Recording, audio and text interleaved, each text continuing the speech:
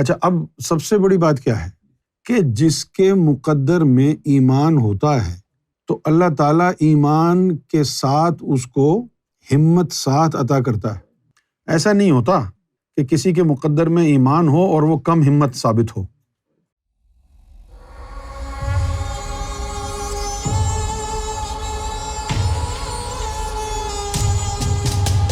روحانیت میں جو ہے، جو سب سے زیادہ مشکل کام ہے وہ ہے مرشد کامل کو ڈھونڈنا۔ یہ سب سے مشکل کام، کیونکہ لباس خضر میں سینکڑوں راہزن بھی پھرتے ہیں۔ جس طرح پاکستان میں اور انڈیا میں بھی ہوتے غنڈے ہیں، بدماش، پولیس کی وردی پہن کے گھومتے ہیں۔ لوگ یہ سمجھتے ہیں کہ پولیس نے اٹیک کیا، لیکن ہوتے وہ غنڈے ہیں۔ اسی طرح لباس خضر کہا جاتا ہے ولایت کو۔ لباس خضر یعنی ولیوں کے روپ میں سینکڑوں راہزن اس کو کہتے ہیں جو مسافروں کو، چلتے ہوئے لوگوں کو لوٹ لے۔ اب جو ہے میرا خیال ہے کہ لاکھوں لباس خضر میں اگر لوگ بیٹھے ہیں تو ان میں سے 1,00,000 میں سے کم 1,00,000 سارے کے سارے راہزن ہیں۔ تو مرشد کامل کو ڈھونڈنا جو ہے وہ بڑا مشکل کام ہے۔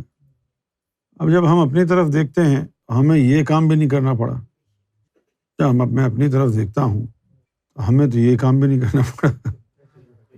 ایسا لگا کہ جیسے سرکار نے خود ہی کوئی بہانہ بنا کے اٹھا کے اپنے سامنے بٹھا لیا۔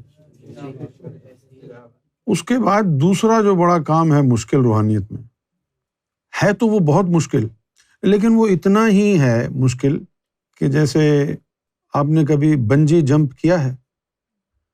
بنجی جمپ وہ ہوتی ہے کہ جس میں آپ کو پروٹیکٹیو ایک گیئر پہنایا جاتا ہے اور ایک اسٹرنگ سے اٹیچ کیا جاتا ہے، پھر آپ اوپر سے فری فال چھلانگ لگاتے ہیں نیچے، اور ایسا لگتا ہے کہ آپ نیچے جا کے گریں گے، لیکن وہ رسی بندھی ہوئی ہوتی ہے، وہ گرنے نہیں دیتی، وہ آپ کو واپس کھینچ لیتی۔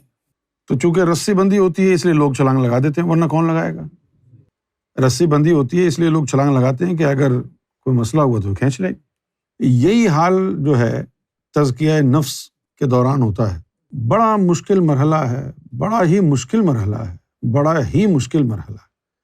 لیکن اس کی خوبی یہ ہے کہ گرنے سے پہلے مرشد بچا لیتا ہے۔ اس لیے مشکل ترین ہونے کے باوجود ممکن ہے۔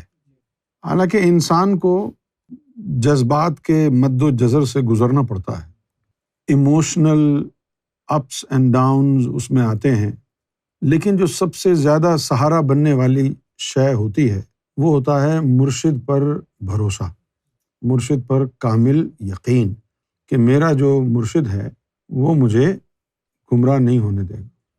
تو اس میں مرشد کی ذات پر یقین جو ہے وہ ویسا ہی کام کرتا ہے جیسے وہ بنجی جمپ میں اسٹرنگ جو رسی ہے وہ کام کرتی ہے۔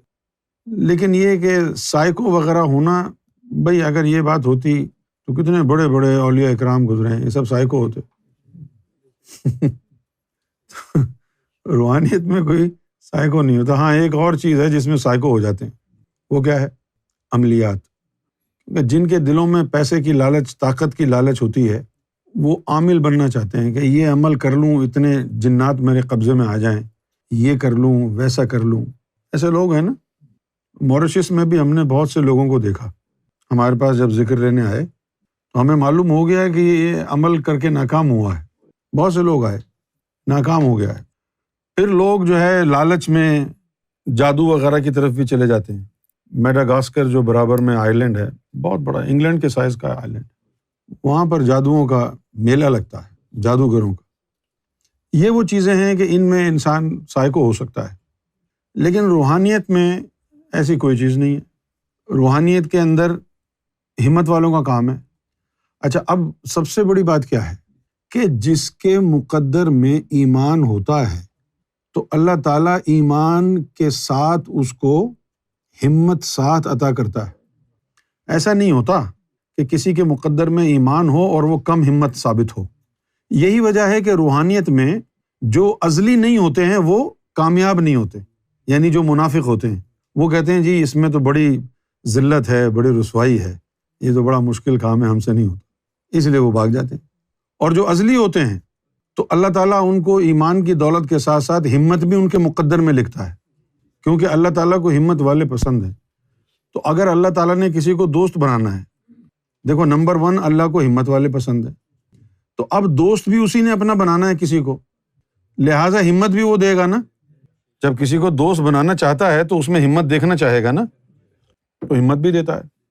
پھر جس کو جتنا بڑا مقام اور مرتبہ ملنا ہے اس کو اتنی زیادہ ہمت دیتا ہے۔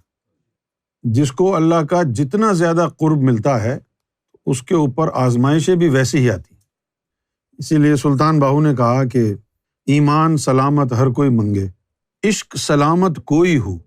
ایمان سلامت تو ہر آدمی دعا کرتا ہے کہ میرے ایمان کو سلامت رکھنا، لیکن عشق سلامت کوئی ہو، کیونکہ عشق جو ان کو عطا ہوتا ہے ان پر بلا اور مصیبت بھی ایسی آتی ہے کہ وہ ایمان والے دیکھ کے بھاگ جائیں، ایمان والے بھی فتویٰ دے دیں کہ یہ تو کافر ہے۔ ایمان والوں کی سمجھ میں، مسلمانوں کی سمجھ میں مومن نہیں آتا، مومنوں کی سمجھ میں ولی نہیں آتا، ولیوں کی سمجھ میں عاشق نہیں آتا، اور عاشق کی سمجھ میں اللہ نہیں آتا۔ بہت سے لوگ ناقصوں کے پلے پڑ گئے ہیں جنہوں نے ان کو عملیات میں لگا دیا۔ اب آپ جن کو قابو کرنے کی کوشش کریں گے تو جن اتنی آسانی سے قابو میں تو نہیں آئے گا نا، تو وہ جنات پھر ریٹیلیٹ کرتے ہیں، کوئی دماغ میں گھس جائے گا، کوئی گردے میں گھس جائے گا، دماغ خراب کر دے گا۔ اور اگر کوئی عامل بن بھی جائے تو اس سے اللہ کہاں ملتا ہے؟ 2-4 جنات مل گئے، کیا کرو گے؟ جن کا اچار ڈالو گے۔ لیکن جب تو اللہ والا بن جاتا ہے تو جنات کیا، فرشتے بھی تیرے غلام ہو جاتے ہیں۔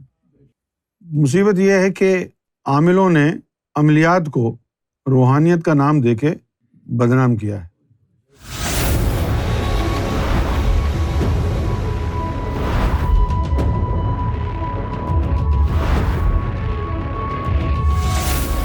Amra TV, the place to connect with God.